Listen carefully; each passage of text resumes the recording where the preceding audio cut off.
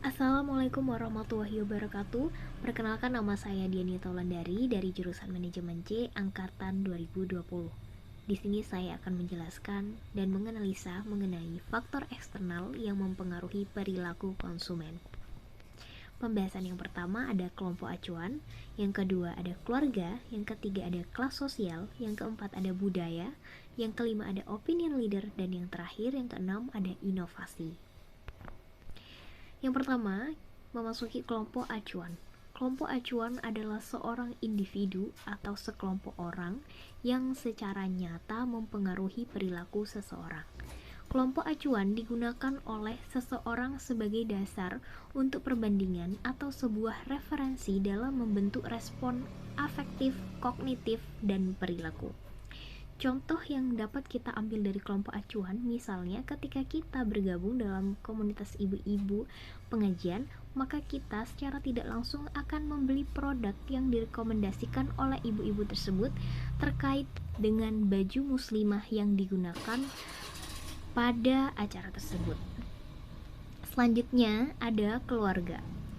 Berbeda dengan keputusan individu, dalam keluarga setiap anggota keluarga memainkan peran sendiri dan saling mempengaruhi dalam pengambilan keputusan pembelian. Ketika keluarga akan membeli suatu barang, biasanya tiap anggota keluarga memainkan 5 peran, yaitu sebagai inisiator, influencer, decider, buyer, dan user. Contohnya, untuk pembelian cat tembok rumah, biasanya bapak yang selalu merekomendasikan cat-cat terbaik. Lagi contohnya ketika kita ingin membeli perabotan rumah, biasanya ibu yang selalu merekomendasikan terhadap keluarga mengenai panci-panci yang bagus ataupun makanan-makanan yang enak untuk dikonsumsi bersama-sama. Selanjutnya ada kelas sosial. Kelas sosial adalah pembagian kelompok masyarakat yang relatif permanen dan relatif teratur di mana anggota-anggotanya memiliki nilai, minat, dan perilaku yang serupa. Contohnya, ketika ada kelas sosial atas, maka pembelian produk yang dibeli adalah barang-barang branded. Dan ketika ada kelas sosial bawah, biasanya produk-produk yang dibeli ini adalah produk yang harganya terjangkau, misalnya di pasar. Selanjutnya adalah budaya. Dengan adanya kebudayaan, perilaku konsumen mengalami perubahan. Dengan memahami beberapa bentuk budaya dari masyarakat dapat membantu pemasar dalam memprediksi penerimaan konsumen terhadap suatu produk. Pengaruh budaya dapat mempengaruhi masyarakat secara tidak sadar. Contohnya, di Aceh banyak orang-orang muslim sehingga produk jilbab di sana sangat banyak diminati, sehingga perilaku konsumen yang ada juga sangat tertarik dengan jilbab-jilbab yang dijual. Selanjutnya ada opinion leader.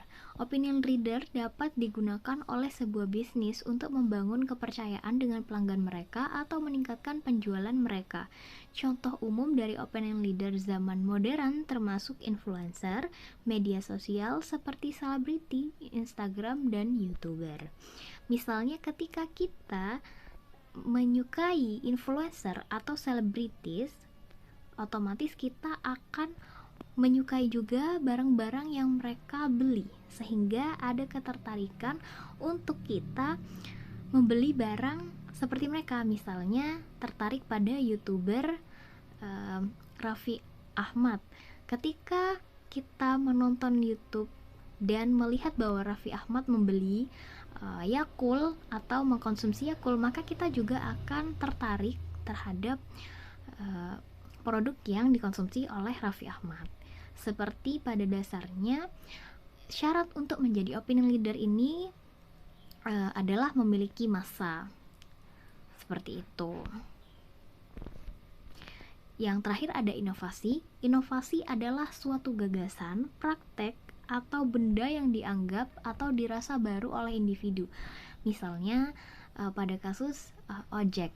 Dulu ojek hanya bisa kita temui di pangkalan ojek. Namun sekarang dengan adanya inovasi, ojek bisa kita temui dengan kita membuka HP saja gitu. Melalui aplikasi Gojek atau Grab. Kita sudah bisa memesan, kita tinggal klik-klik dan ojeknya datang. Seperti itu. Nah, itu saja yang bisa saya sampaikan. Terima kasih. Kurang lebihnya mohon maaf dan sampai jumpa di next video. Saya Dinita Wulandari. Wassalamualaikum warahmatullahi wabarakatuh.